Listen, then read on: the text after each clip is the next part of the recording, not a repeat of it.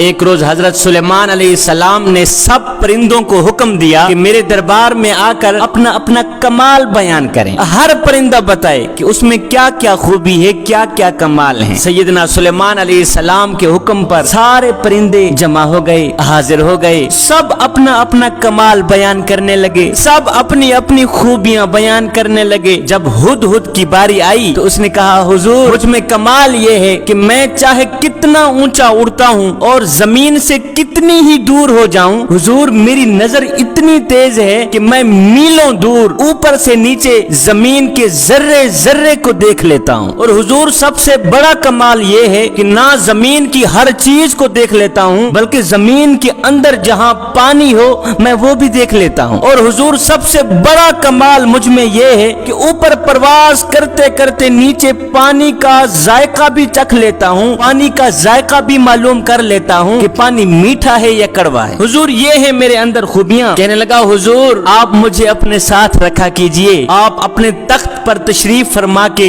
ہوا پر سیر کرتے ہیں. حضور آپ جہاں بھی جائیں مجھے اپنے ساتھ میں رکھیں. میں زمین پر نگاہ رکھا کروں گا کہ جہاں بھی زمین پر میٹھا پانی نظر آیا کرے گا میں آپ کو بتا دیا کروں گا, اور آپ اپنا تخت وہاں اتار کر اپنا دربار بنا لیجیے گا. سیدنا سلیمان علیہ السلام اس کا کمال سن کر بہت ہی خوش ہوئے اور ساتھ میں فرمایا کہ میاں ہدہد, ہم نے تمہیں اپنے ساتھ رہنے کی اجازت دے دی ہے. اب ساتھ میں کوا بیٹھا تھا, وہ ہدہد کا یہ کمال دیکھ کر, ہدہد کی یہ حوصلہ افزائی عزت دیکھ کر حسد کے مارے جل بھن گیا. جب حسد کے مارے جل بھن گیا تو کوا کہنے لگا, حضور ہدہد کے ساتھ ایک میری عرضی بھی سن لیجئے. سیدنا سلیمان علیہ السلام نے فرمایا, جی کوے بول, اب میں تیری سن رہا ہوں. کوے نے کہا, حضور ہدہد نے بالکل جھوٹ بولا ہے, اس نے سراسر جھوٹ بولا ہے. حضور اس میں ہرگز یہ کمال نہیں ہے جو اس نے آپ کو بتائے ہیں. حضور اس میں یہ خوبیاں ہیں ہی نہیں جو اس نے آپ کے سامنے بیان کی ہیں. سیدنا سلیمان علیہ السلام نے فرمایا, کوے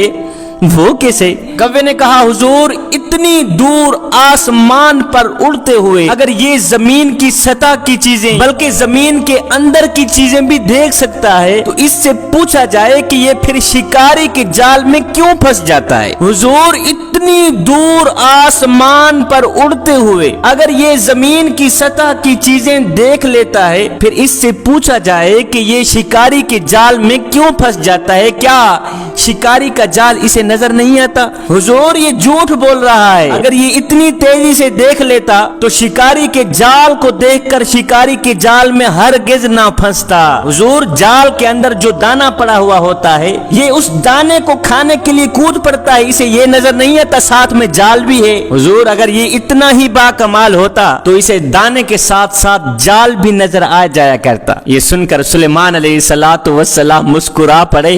آپ نے مسکراتے ہوئے فرمایا, میاں ہدہد سنا ہے تو نے کوے کا اعتراض, تمہارے پاس اس کا کیا جواب ہے؟ کوے نے جو اعتراض کیا ہے تمہارے پاس اس کا کیا جواب ہے؟ تو ہدہد نے کہا, حضور یہ حاسد ہے, یہ حسد کرنے والا ہے, یہ بیچارہ میرے کمال کا انکار کر رہا ہے, یہ میری خوبیوں پر پانی پھیر رہا ہے. حضور آپ اس طرح کریں, میرا امتحان لے لیجئے, میں نے جو کچھ کہا ہے اگر وہ صحیح نہ ہوا تو میرا سر تن سے جدا کر دیجئے. سلیمان علیہ السلام نے فرمایا, پھر بھی سوچ لے.